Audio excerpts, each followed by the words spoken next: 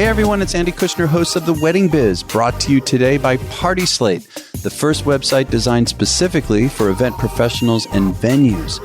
So first, I am really moved and excited to announce that this is the 3-year anniversary of The Wedding Biz. That's right, 3 years. And it has been such a ride. It has been such an honor to be able to contribute to the weddings and event industry by bringing you insights from our various industry leaders. And as the show has grown, so have the opportunities to bring you all this content, though it has come at a financial cost. And so the best way for me to keep maximizing the potential of the show is to ask you to become a patron.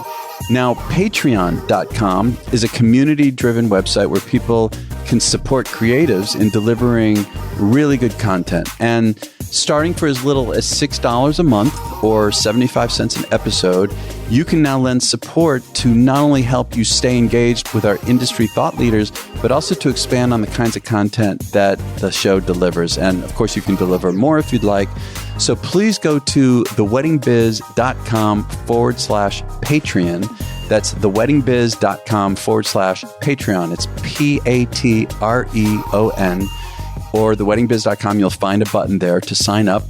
There's also a link in the show notes too.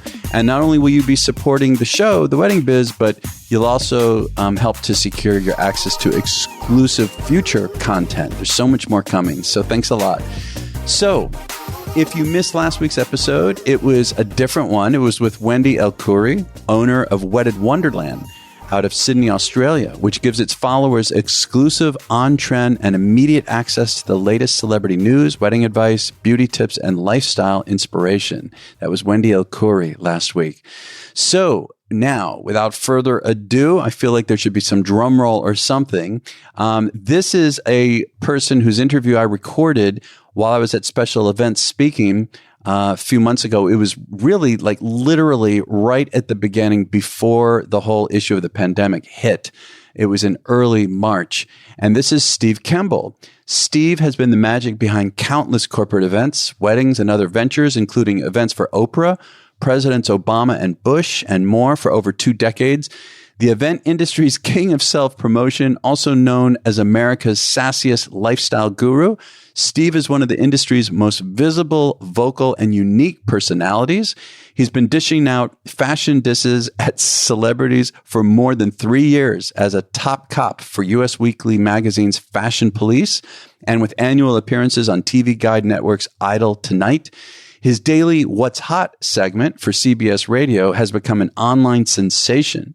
A centerpiece of WeTV's marquee block of bridal programming, Wedding Central, Steve has also appeared on ABC's Extreme Makeover Wedding Edition, Style Network's Whose Wedding Is It Anyway, and Married Away. And to top it all off, he has dished out delectable advice for throwing Hollywood-level bashes at home for ease, countdown to the Academy Awards, CBS's The Early Show, and Every Day with Rachel Ray magazine. And finally, Steve has received over 25 industry accolades, including being inducted into the Event Industry Hall of Fame.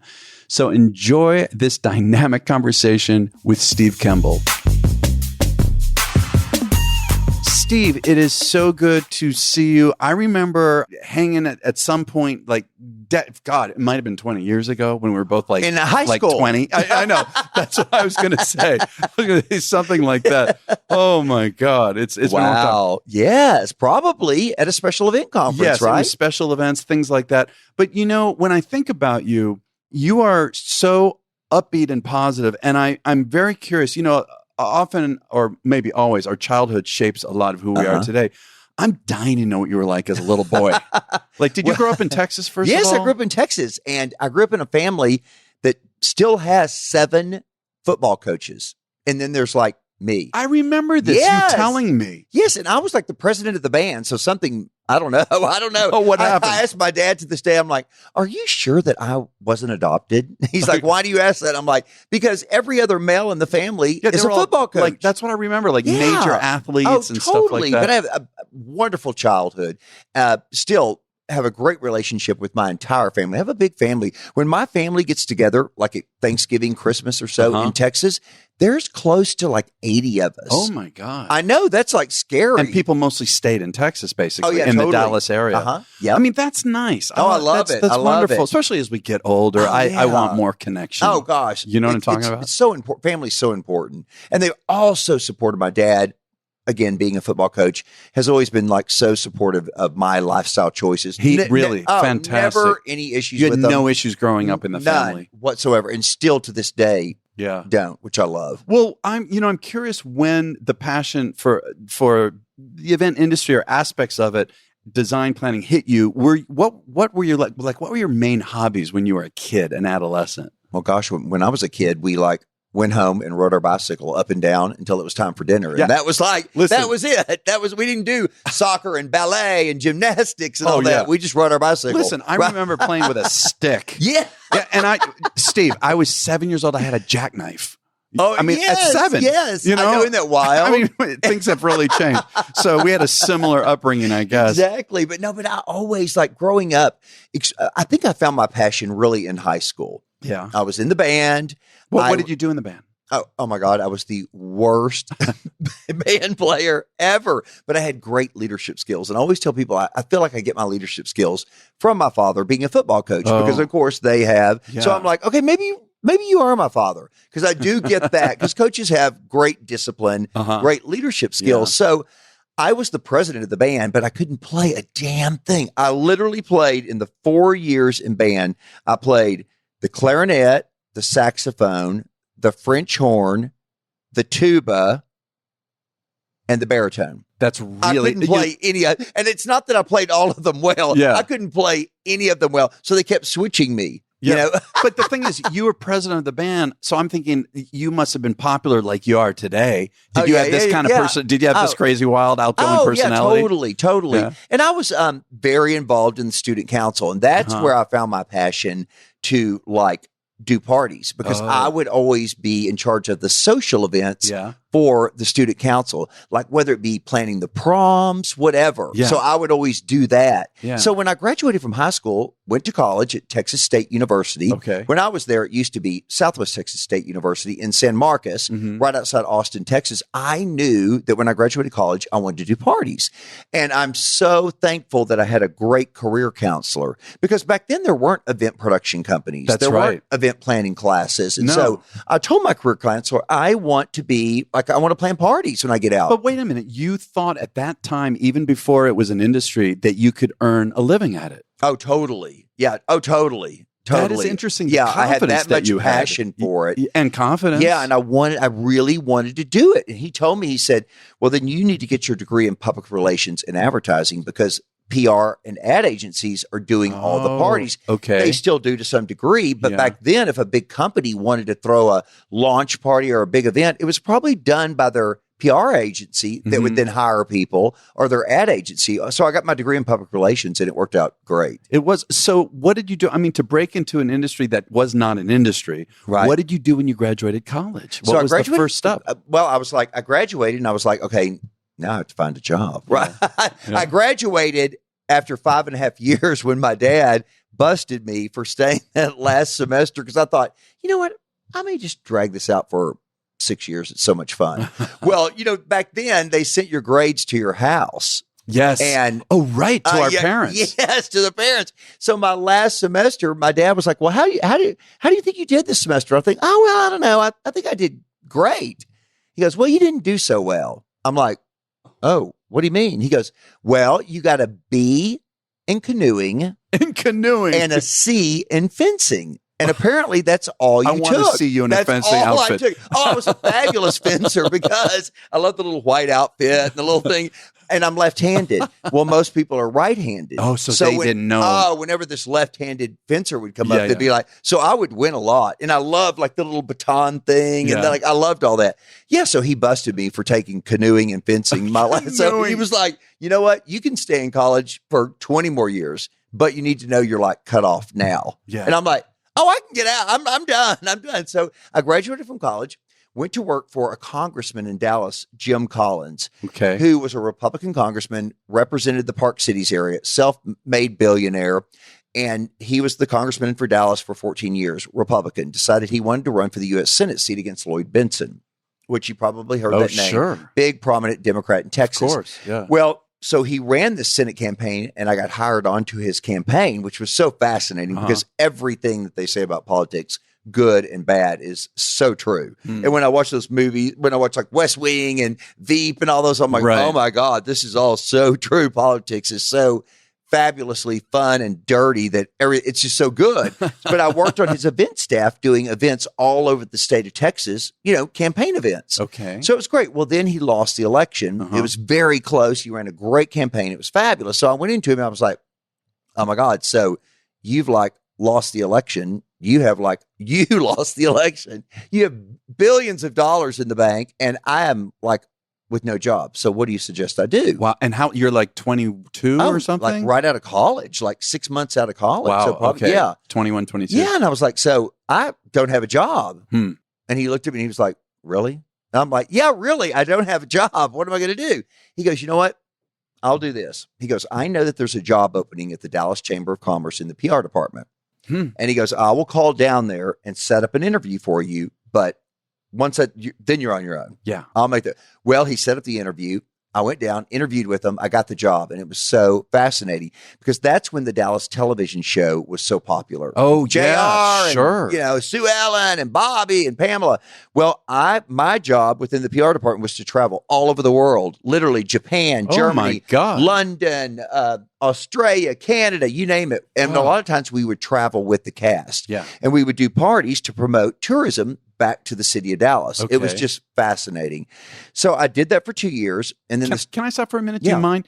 How did you know, though? I mean, that sounds really complicated to me. You're running parties out of the country. How did you know what to do and how to handle that? I think it's very much like what we do today. I think you have to be so resourceful. My base is in Dallas, but probably 60 to 70%, depending on the year, of my work is outside of the market. Still, yeah. And I love going in and finding new vendors. You meet so many vendors through industry associations that we're members of, whether it be NACE, MPI, ILEA, all those. And so you meet vendors that way. But I love that. I love every environment's so different.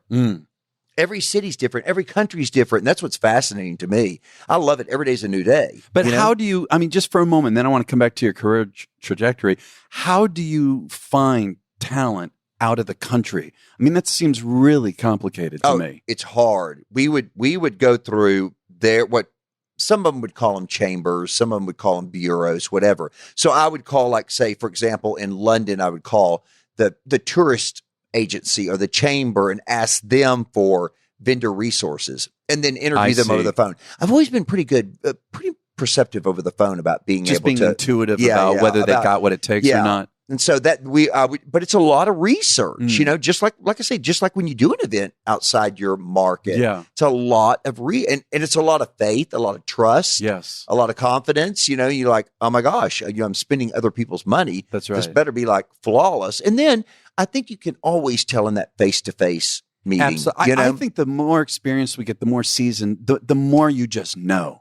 You know. Yeah, it's into it. So, okay, so you're doing this for 2 years. Yeah, I did it for 2 years, and what happened was that Lee Iacocca was doing the restoration of the Statue of Liberty project in New York. Okay.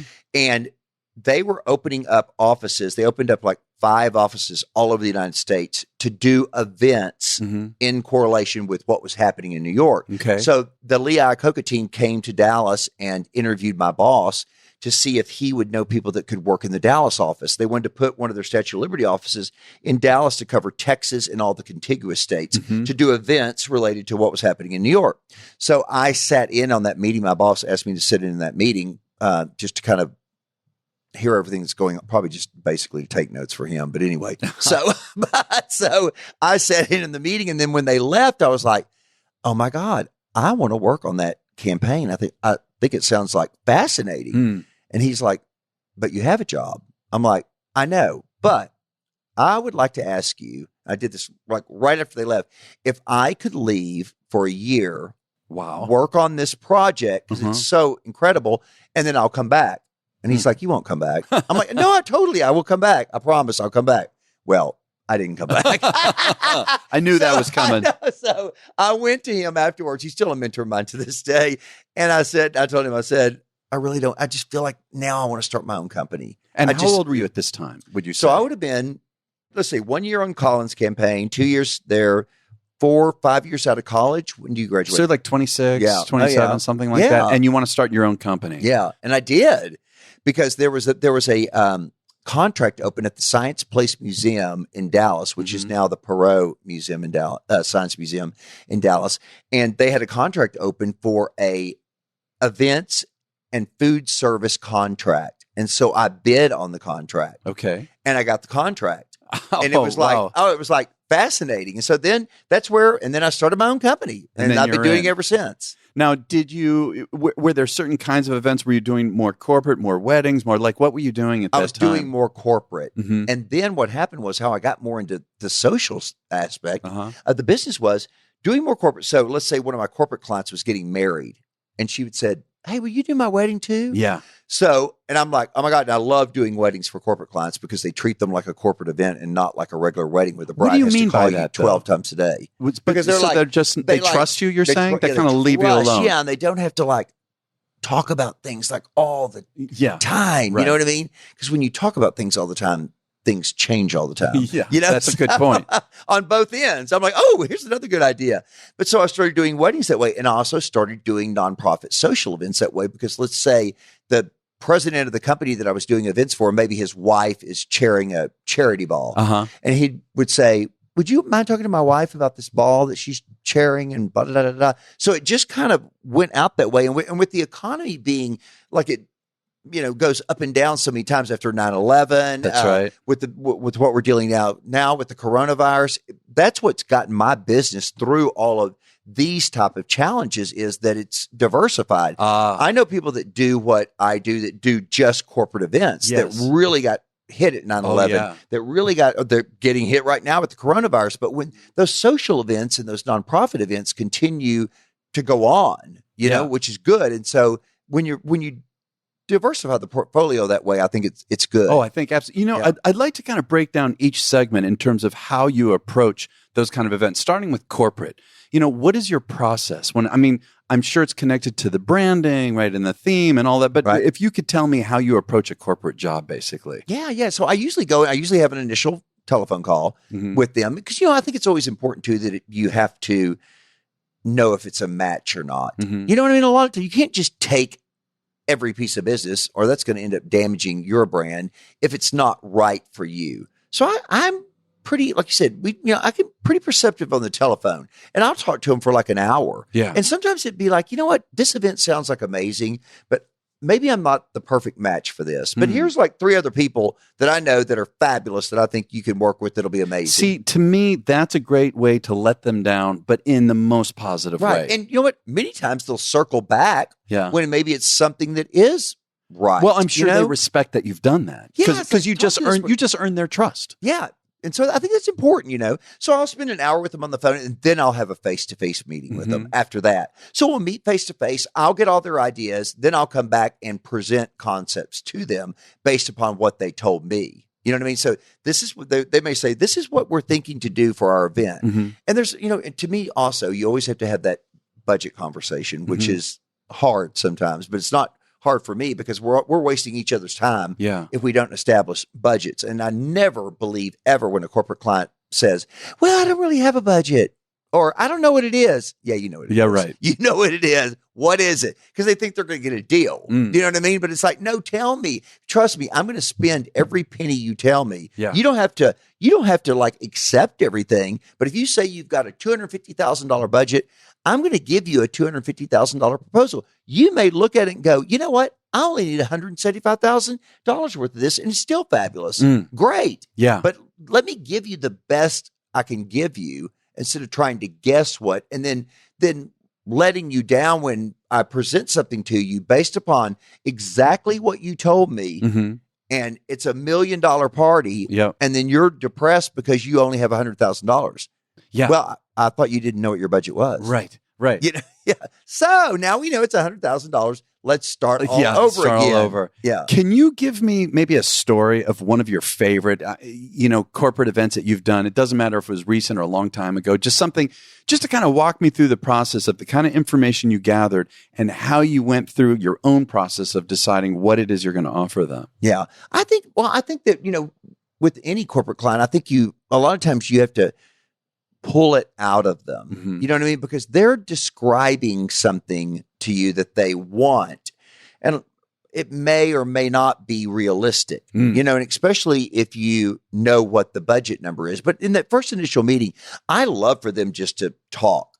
Just tell me, tell me what colors you like. Tell me what textures you like. Tell me what food you like. Tell me who's coming to this party, that type of stuff. So I absorb as much information as I can. Yeah. And then I take it back and do a lot of research about what is and is not realistic. Again, based upon their budget. Yes. And I'll talk to like a lot of different vendors, a ton of vendors, because some of them may not be able to do it within that price point. Some of them may be able to do it. So it's not just going to your favorite few. You really put it out there. That's why I work with a lot of vendors at all different levels. Mm-hmm. Say there's an ABC level, and that's why sometimes it's hard too, because a vendor may come up to you and say, why didn't you use me for this? Well, because you do amazing work and I love you, but you weren't just right for this event. Yes. And that's hard for somebody in my capacity, because I deal with that all the time. But again, I always have to tell them, you just have to trust me. If I felt like you were the right one,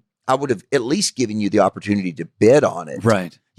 But I pretty much know what the client wants. And there's vendors. That's what's wonderful dealing with so many different vendors, and a lot of times it may be like a multi-day event where there's like, we're doing events for 4 days for one client. That's and right. I may use 3 different florists. Yeah.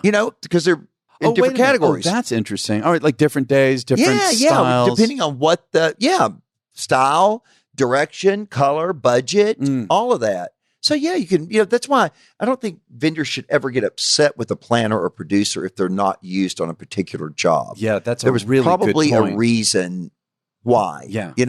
And if you do feel like you have an issue with it, just pick up the phone and call me, because I'll tell you, you weren't right for this job. I didn't want to waste your time. I knew the client would not accept what you do. And that's not saying it's bad, but I know this client very well. And for example, I know this client wants to use the most expensive florist in town. Yeah. They may not be the best, but she wants to use the most expensive florist in town. Yeah. It's that type of. Right, do you have a story though, in particular, maybe of a corporate event, that really struck your about where we had? Oh, well, yeah. Okay. I know one in Boston. A client wanted to do the theme was like jungle, and she wanted to do it on the waterfront in Boston. Okay, a jungle theme on the waterfront in Boston. But I love that, though. Oh, I know. But that was like, so I'm sitting in the meeting and I'm like, what are you going to do? Oh my God, right? Have you been in the jungle smoking something or what? Right. Where did you come up with that? But so I had to go, and she was like, this is what I want it to be. I want it to be jungle on the waterfront. It was for a big Mac convention, back when they had the big Macintosh conventions at Macworld and all those show. All those big splashy parties. And so she wanted to do something really out there and different. So I was like, oh my God, okay, well, let me take this back and see what I can do with it. And that's basically the information she gave me. She gave me the budget, and I want to do jungle on the waterfront. And she was like, not really wanting any other option. So I knew if I wanted to get this job, I got to pitch jungle right there on the waterfront. Okay. That's what she wanted. So I did a ton, and they're just, needless to say, there's not a lot of like jungle stuff in Boston. I would think, I know. But we ended up doing this. We ended up first of all, I had to call the waterfront to figure out what permission we could get to. That's not like it's just, you just can't go to pitch a tent down on the waterfront and be like, woo, we're having a party. Right. So I had to go through Boston. Boston has a very good city. They're very good with permits and events and all that. They appreciate that. It's not like that in every city, but Boston has somebody that kind of deals with that. So I was able to get permission for the waterfront down by the harbor. And, we put up a tent there, which is another permit, but we got permission to do that. And then I had a company come in and we literally put bamboo around on the outside and on the inside of the tent, completely, like you wouldn't even know it was a tent. Right. Completely. I love that. Yeah. Sourced all that outside Boston, found a vendor to do that. And then we sodded the entire ground. Okay. So, I mean, it's just like, and see, when she said waterfront, I was trying to do my due diligence and also look for, is there like a sodded piece of property somewhere close to the waterfront that we can use? But there wasn't, because I thought, why have her spend $50,000 more on sod that, you know, it has to be good sod, because you can imagine if it's like crappy, walk on it. Oh, and if it starts smelling and you know what I mean? It's like, you know, a jungle's nice, but you don't want to smell like a jungle. Right.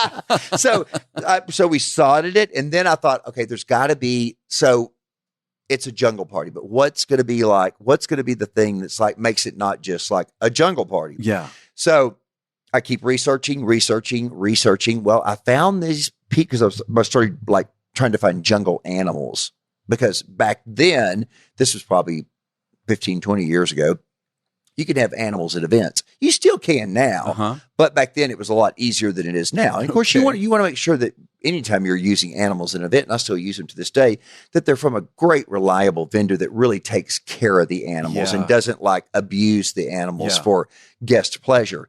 Well, I found this guy outside Boston that actually had 8 elephants. Oh, come on. 8 elephants. Of all animals, you're bringing in elephants. What a freak, right? Who's got 8 elephants? But he was fabulous, and he had rescued all these elephants, keeps them out on the sanctuary, and the best part is he loves, and the animals love it too. These are like the happiest elephants ever. The trunks are going up and down, the tails wagging. He does elephant rides. So so I pitched to the client. It's like, we're going to bring in these 8 elephants. This guy is legitimate. Everybody loves him. He's like, keeps the animals clean, takes care of them, rescued them. It's like a beautiful thing, you know? And so we brought him in, and then the guests could do elephant rides during the party. And it was just absolutely like amazing. But I think that it shows that you just have to dig. And these are the kind of things that keep me up like all night long. Yeah. Because again, it can't just be a jungle party. There's got to be something like, what's the angle kind of in a sense? Different. Yeah. And then you take like those things that you learn from one particular event, and you can use them for like the rest of your career. I mean, I did a party in Dallas for this guy. It was his wife's birthday party like 2 years ago, and he wanted some unique, fun things. The guests would be like, what? So we did camel rides in his backyard at his estate for the guests. But I thought, okay, that elephant thing, you know what I mean? You kind of like recycle them in a different way, but it's important that you like give guests something that they'll go, what? Like, wow. Yeah, something that sticks out in the memory for them. Yeah, but I guarantee you, like, God, it might have been 20 years, 15 years ago, everybody still talks about that jungle party. Yeah. That's fantastic. If you are an event planner, venue, caterer, photographer, or any other industry professional, you really should be aware of and using the Party Slate marketing platform. And I want to say, I only work with sponsors whose product or service I'm either fully aware of or even use myself. So you can create a free profile that can act as a photo-rich portfolio, or Party Slate has additional membership options available. And if you're planning or involved with an event, from weddings to fundraisers to baby showers and really everything in between, you should use Party Slate to get inspired. You know, save your favorite ideas and contact top professionals to help create your dream event. New photos from real events are uploaded to Party Slate daily, and their editorial team publishes articles that highlight the latest trends and planning tips. It is a really great site. You've got to visit partyslate.com to get started. And again, that's partyslate.com.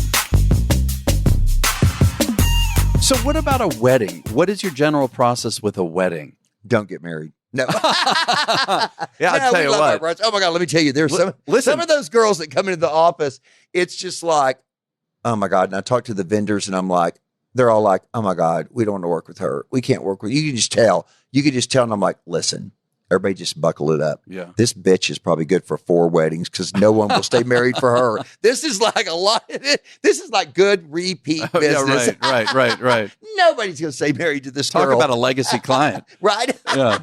But weddings are even more challenging because I feel like sometimes the expectations are so grand because every girl wants that fairy tale wedding, you know, and they see what their friends have done and they watch weddings on television. They want something so crazy and over the top. And it's just sometimes so unrealistic. Or they come in and they show you like, I want this bouquet, you know, and they're holding and they don't know what it really costs. It's a Martha Stewart magazine where 8 people worked on a bouquet for, you know, for this photo shoot at a cost of like, you know, $10,000 for the bouquet alone. But that's, I'm like, you know, so I think you really, again, you just have to let them talk, which I love. I love to, you know, but I like to, when I talk to couples, I like to talk to the couples together the first time. A lot of times the groom will peel off after the first couple of meetings, has no interest. But I want to know their story. You know what I mean? I want to know what they're all about.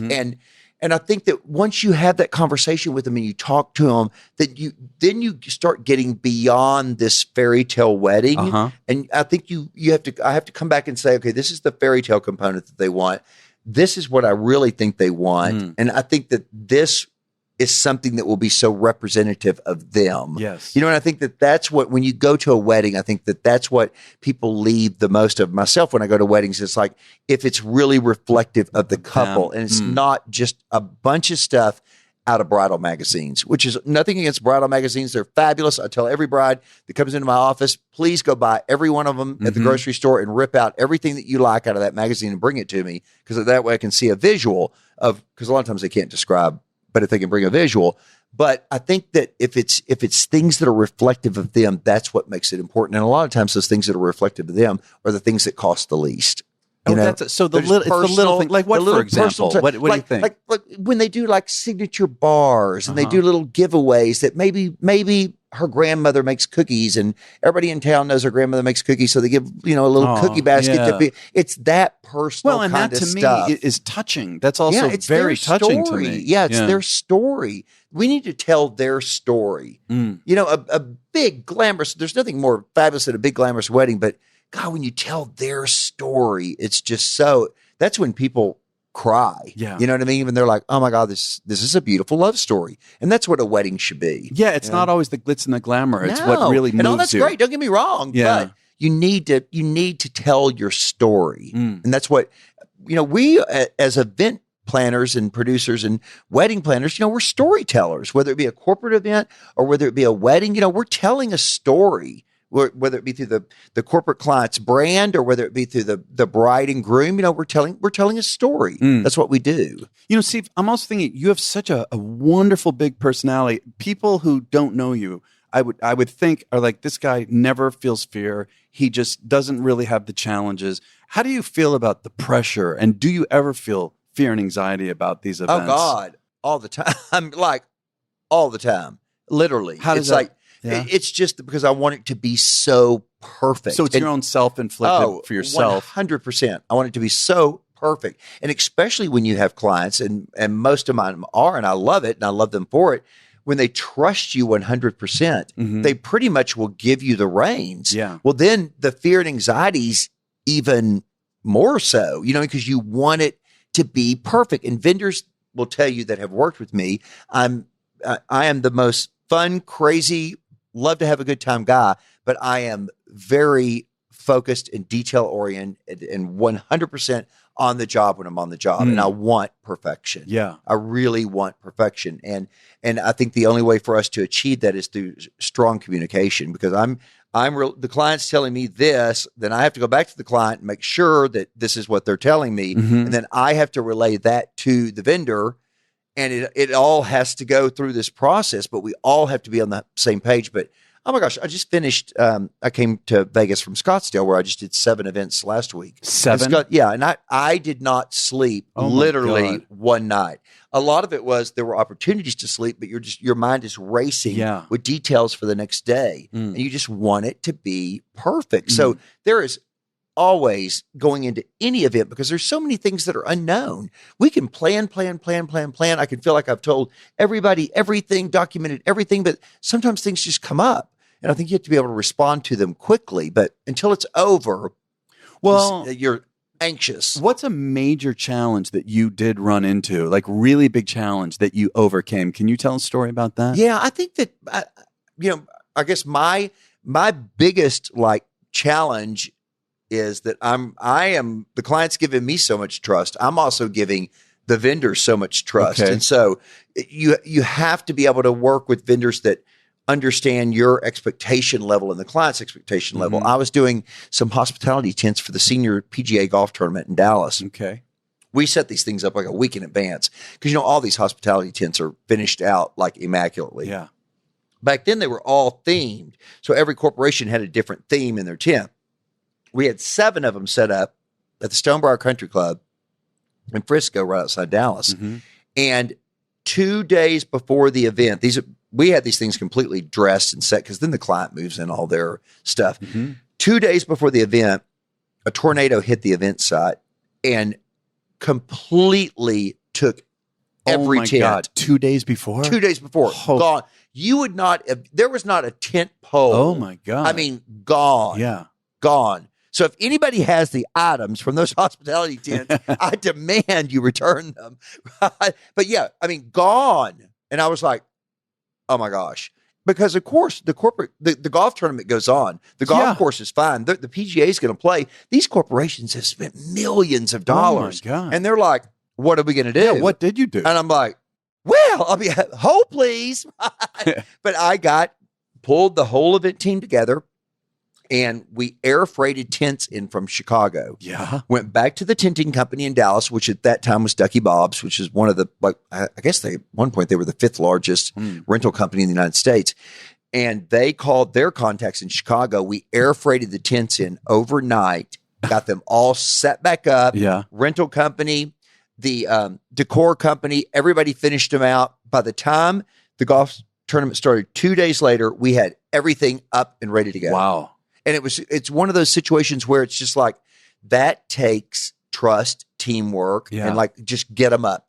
We'll worry about the billing and all that stuff later. We got to make these clients happy. This is like, well, and I'm imagining, in terms of you being in charge of all of this and having to set the tone for everybody that, look, we have this disaster. We've got 2 days to pull this off. I imagine you're probably the greatest cheerleader for this, to keep people just enthused and for them to be able to know with someone at the helm, we're going to be able to pull it off. And you have to, and you're just like, and you're holding your breath. But inside you're going crazy. Oh my gosh, you're like, there's no way this is going to happen. I mean, because everything was gone. Everything.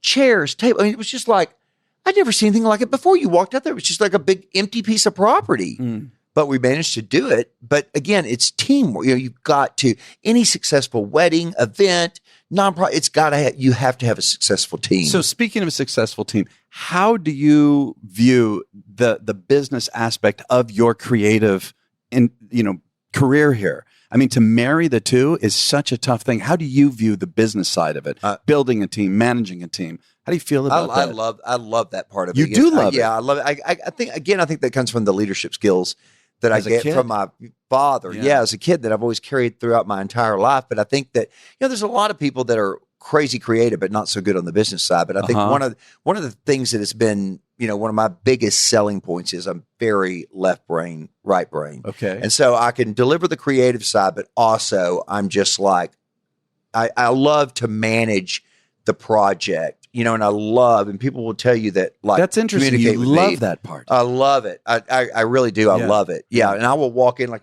Scottsdale. I walked in there with 7 binders full of information because I keep everything with me. Yeah. And I'm a very strong communicator. I love to disseminate information, get it out to everybody.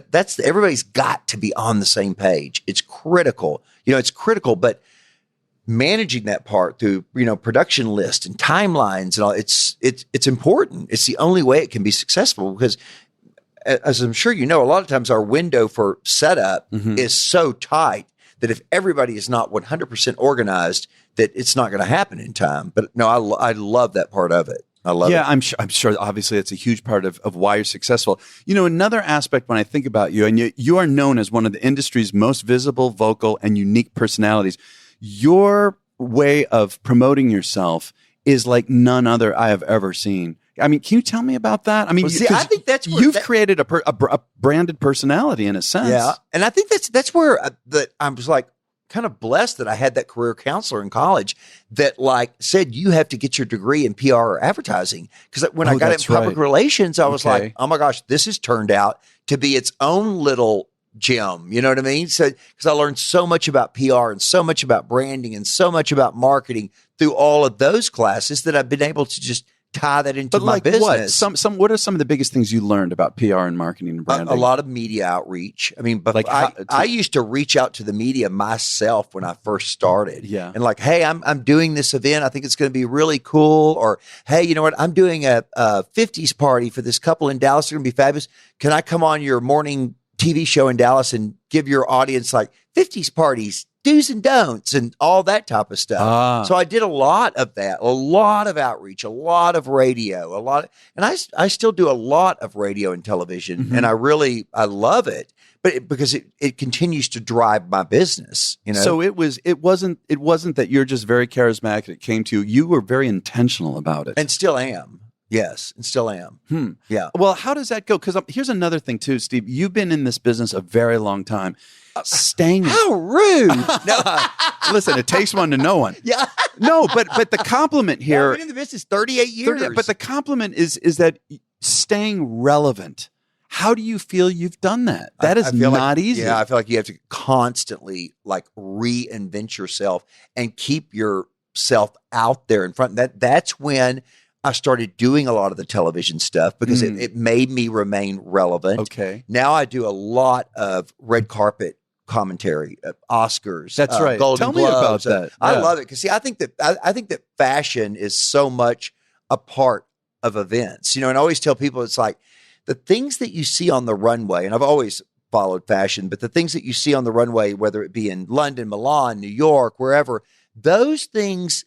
I promise you, like 2 or 3 years later, you will see them intertwined into events, whether it be like fabric on furnishings or colors or whatever. Like it's almost like clockwork that whatever the big fashion color is on the runway, whether it be orange or yellow or whatever it is, 2 years later, it will be the biggest rage at all the weddings. Yeah. And why? Because all of those brides are looking at all these Vogue magazines, Elle magazine, Glamour magazine, and everything is orange, everything's yellow. So subliminally, they're like, oh my God, I love that color. That's right. It has nothing to do with this is the color for weddings, but they picked it up off fashion. Yeah. So, and I love it. I think just everything about red carpets and runways is so much about events. And it's like people want their events to be like the Oscar red carpet. They want that glamour. Well, you know? and with you doing like commentary on the red carpet, all of that, I also view you as an entertainer. You are an entertainer. Do you see yourself that way? Yeah, do you know what I'm saying? Like a component of my business now is I probably host like 12 to 15 events a year.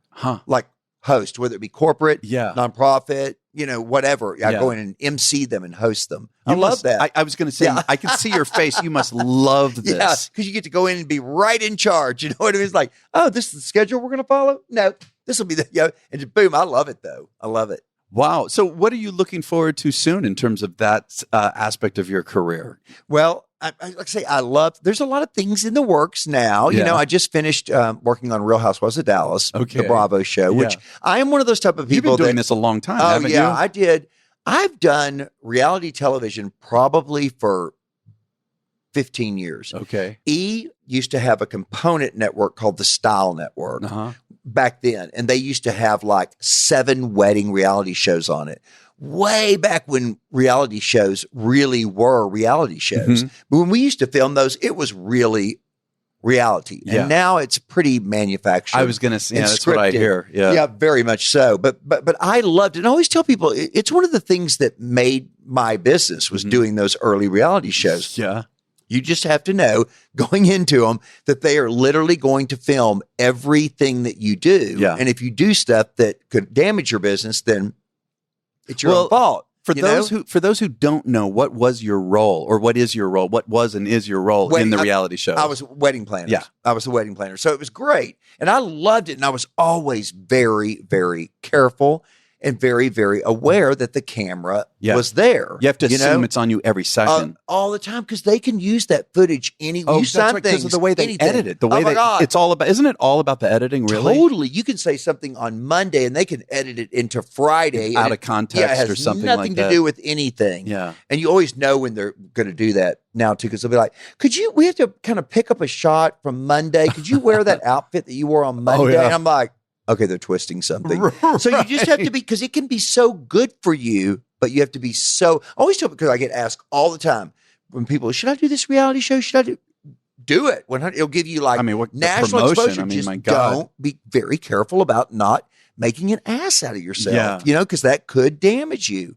So, but I don't have any hesitation. You just have to be very, very careful. So I think that has grown my career some, and I continue to do radio. I do a lot of celebrity gossip on radio, which I love. Yeah. And I probably 50% of my day now is radio, television, and the other is weddings, events. But I think, again, like you say, you have to do things that broaden your brand and broaden your career, and or otherwise you're going to be doing keep pushing that envelope. Yeah. Also I want to come back to fashion. You are also known. I mean, the way you're dressed now is stunning. This is day wear. Well, all right. For my closet, that's but there was a rumor, I remember 20 years ago, that you had a vault. And that you would never wear anything more than once or something like that. Up at the dry cleaner. There was an old dry cleaner up by my house, and back then dry cleaners had big, huge vaults that they would store all the women's furs in. Well, then women stopped wearing furs, or they still wear a lot of faux furs, but not as many women wear real furs. Yeah. So this particular dry cleaner had this big vault where I would store my stuff in, so it would stay and preserve. Okay, so this is true. Oh, yeah. I love it because look, I have for example, I have 10 suits, that Versace suits that I bought from Elton John. Oh, come on. Oh, they're amazing. He has, he has a huge auction every year with money going to his AIDS Foundation, and he auctions off his stage wardrobe because, he's worn it, and he'll have 5 outfits made of one outfit, when you're traveling on the road and blah, blah. So then he auctions off. Now I had to have them tailored down a little bit to fit my body size. Yeah. But they're all the ones that I bought from him that particular year were by Gianni Versace when Gianni Versace was still alive and designing for the House of Versace. Now Donatella does. But oh my God, they're amazing. But those suits I want to preserve and make sure. And I still wear a lot of them, and I absolutely love them. Yeah, I got to see what you're wearing tonight. We're at special events. That's what's going on in Vegas right now. Yeah, we're Vegas. Oh my God. Yeah. So what about, I also want to, before we go, I want to ask you about the Steve Kemble Leadership Foundation. Yes, Can you tell me about that? Yes. The Steve Kemble Leadership Foundation recognizes leaders in our industry, and we give the award every year at special event. People that continue to provide leadership for people that are up and coming in the industry. Okay. I am a huge advocate of people helping younger people in our industry. There's a lot of people in the industry maybe that be I want to do this, I want to do that, I want to do it. And I'm always no, we need to incubate leadership, because I have been president of my Dallas-Fort Worth MPI chapter. We had 650 members, are huge, very involved on the national board of NACE, was international president for ILEA. Okay. And I feel incubating leadership and helping people grow in the industry is only going to make our industry stronger. Yeah. And make it more legitimate, and we outreach a lot to colleges and universities. There's so many colleges now that have event planning classes and degrees that you can get. Yeah. That was never around when we were going to college. UNLV right here in Las Vegas, University of Las Vegas, they have an amazing hospitality program. None of that was around when we were going through. And so that's right. We continue to foster, educate, teach, all of that, and then honor and recognize those people that continue to do that for others in the industry. That's a great program. So before we wrap up, a couple, more personal questions. Do you have a morning routine? I usually get up around 4:30, 5 o'clock. Yeah. Every morning. I'm a morning person, which I love. Sometimes I can get more done between 5 and 9 in the morning than I can get done all day long. Yeah. But I love it. I get up. I usually take the dogs for a walk. I have 2 little chihuahuas, Okay. Leo and Laverne. I'll send you a picture. You can share them. They're adorable, the little rescues. And so I take them, then drink hot tea and go through all my emails and get organized for the day. I'm one of those people that has always told people, it's like, I want to get up and I want to organize my day. Yeah. And I want to disseminate the information that I feel like needs to get out that day. And I am sending stuff out to my clients in the morning. Okay. So I'm like driving the day. Yeah. These are the things that I need to be done versus people that will come in and hear it all the time. It's like, I came in the office and I had like 10,000 emails and I'm like so behind and it's only 9 o'clock. Yep. I'm like, well, maybe you should have come into the office at 7 o'clock or pulled up your laptop at home, cleaned all that, but get in charge of your day. And the only way to do that is to like do it the night before or get up early in the morning because I love to get up early in the mornings. People, especially in Dallas, would think I'd stay out till 3 o'clock. Right, that would be the assumption. Yeah, every single morning. But if I am at home, like with a newspaper, I'm a big news freak. I love to read newspapers, USA Today, Wall Street Journal, New York Times. I love to actually like touch and feel the newspaper and read I love that too. If I'm at home in bed at 8:30 with newspapers reading, I'm the happiest person in the life because I have it down to a science. A lot of people call me, the vapor because I will go into a party, do my thing, and boop out. They're like, "Where'd he go?" He's like, "He's gone." But I know I sometimes I have to go to like 3 or 4 events a night. Jeez. But I know how to time it so that I am literally at each one for like 15 minutes. Get the stuff done that I have to do, and then get out instead of staying all the time. And I always tell people you can do that too if you're like, just call the host or hostess and say, "Hey, I'm coming by I've only got 15 minutes, but I'm going to be there at 7. Yep. And then I've got to go to another thing." And they totally understand if you tell them in advance. Yeah, and then you can slip out. And my mother always told me, which I've lived to by this day, because people are like, "You didn't even say goodbye." And she used to always tell me, which I believe it so strongly, she would say, "Don't say goodbye when you leave a party. You have welcome. You said hello when you came in the door. Yeah. And so you're like, hey, you've already told them in advance, whether it be text, email, phone call, that you're going to have to leave because when you say goodbye, it stops the party. And it's another 30 minutes or something. And it's just a downer. It's like you're saying, and then it also gives other people an excuse to leave. Right. So just don't leave. There's no reason to stop. Let me just slip out. So I did. I love that. Boom, I like that. So the very last question. How do you view success? How do you view that for yourself? I actually view success with happiness. Yeah. I think if you're happy in your life and in your career, then you're successful, regardless of how much money you're making. But I mean, I think that especially the older we get, I think that you realize happiness is like so important. So much more. There are people that like were miserable doing it. I'm like, don't do that. Why are you doing it if you're miserable? Yeah. But I think I measure success by happiness. And I'm happy. I know. And I love it. I love it. It rubs off. I'm feeling like, geez. Are you feeling happy great. now? I'm feeling great. Well, Steve, thank you. I've really been looking forward to having you on the show, so thank you so much. Oh, you're so welcome. I loved it. Yeah. I loved it. And we're in Vegas. We're in Vegas. Yes. Thank you for listening to my conversation with Steve Kemble. Be sure to check out his website, which is stevekemble.net. Again, stevekemble.net. His social media handle is also at Steve Kemble. And check out the show notes at our website of theweddingbiz.com. And please, if you enjoyed this episode, share it with your friends and colleagues so that people can find us, The Wedding Biz. And don't forget to listen to the follow-on segment with each interview, The Next Level, which comes out Wednesday, in which I have a guest co-host, and together we tease out some of the highlights of the interview. And this week's guest co-host is going to be Julie Novak of Party Slate. So be sure again to follow us as well at The Wedding Biz. We want to once again thank our sponsor, Party Slate, at partyslate.com, and we'll catch you next week on The Wedding Biz.